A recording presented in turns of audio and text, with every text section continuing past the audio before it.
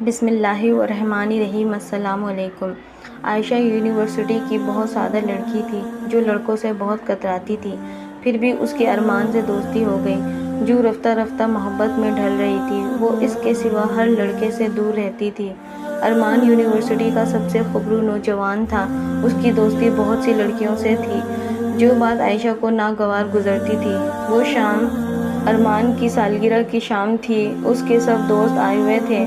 عائشہ بھی اچھے سے تیار ہوئی اور ایک چادر اوڑھ لی کہ وہاں بہت لڑکے ہوں گے۔ سب نے ارمان کو بہت قیمتی تحائف دیے۔ عائشہ نے بھی ایک پرفیوم پیک کیا اور ارمان کو تھمایا۔ ارمان نے دیکھا تو اس میں ایک کاغذ بھی تھا جس میں لکھا تھا، ارمان، میں آپ کو بہت پسند کرتی ہوں، شادی کرنا چاہتی ہوں، میں آپ کی وفادار رہوں گی۔ یہ سب پڑھ کر ارمان اونچا اونچا ہنسنے لگ گیا۔ سب ادھر متوجہ ہو گئے۔ تمہارا دماغ خراب ہو گیا ہے؟ مجھے اپنے لیے ایک ماڈرن آزاد خیال لڑکی چاہیے۔ تم یہ اتنی بڑی چادر میں، اف، مجھ سے تو امیجن بھی نہیں ہو رہا۔ عائشہ کا دل چاہ رہا زمین پھٹے اور وہ اس میں دھنس جائے۔ نہیں اپنانا تھا تو الگ سے منع کر دیتے، یوں سب کے بیچ ذلیل نہ کرتا۔ 4 سال گزر چکے تھے۔ ارمان نے کسی سے شادی کر لی تھی۔ آئے دن ان کے جھگڑے ہونے لگے۔ ایک دن ارمان کے ایک دوست نے اس کی دعوت کی۔ گھر کی ہر چیز نفاست سے سجی ہوئی تھی۔ واہ یار! ارمان صوفے پہ بیٹھ کر گھر کا جائزہ لینے لگا۔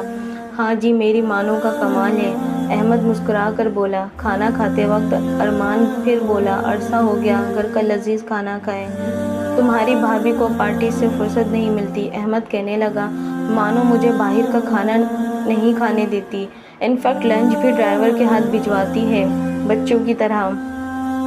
تھکا ہوا گھر آتا ہوں تو اس کی مسکراہٹ میری ساری تھکن اتار دیتی ہے۔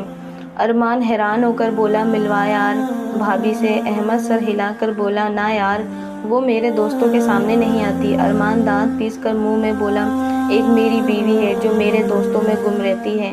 کھانے کے بعد احمد ارمان کو سیڑھیوں کے پاس لے گیا۔ دیوار پہ لگی تصویر دیکھ کر ارمان کا سر چکرا گیا۔ یہ تو عائشہ!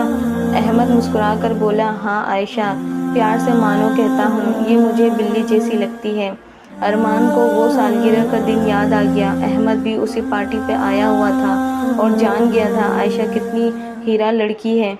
ارمان کا سر چکرانے لگا۔ اس نے تیزی سے باہر قدم بڑھا دیے۔ گھر پہنچا تو اس کی بیوی کزن کے ساتھ شیشہ پی رہی تھی۔ واش بیسن کے پاس جا کر اس نے زوردار مکہ شیشے پہ دے مارا۔ اس کے ہاتھ سے خون رسنے لگا تھا مگر اندر لگی آگ کم نہ ہو رہی تھی۔ وہ انمول ہیرا وہ کھو چکا تھا۔ ارمان کا اب ارمان ہی رہ گیا۔ ویڈیو اچھی لگے تو اسے لائک، شیئر، کمنٹ ضرور کریے گا اور مزید اچھی ویڈیوز کے لیے اسے سبسکرائب کرنا مت بھولیے گا۔ جزاک اللہ۔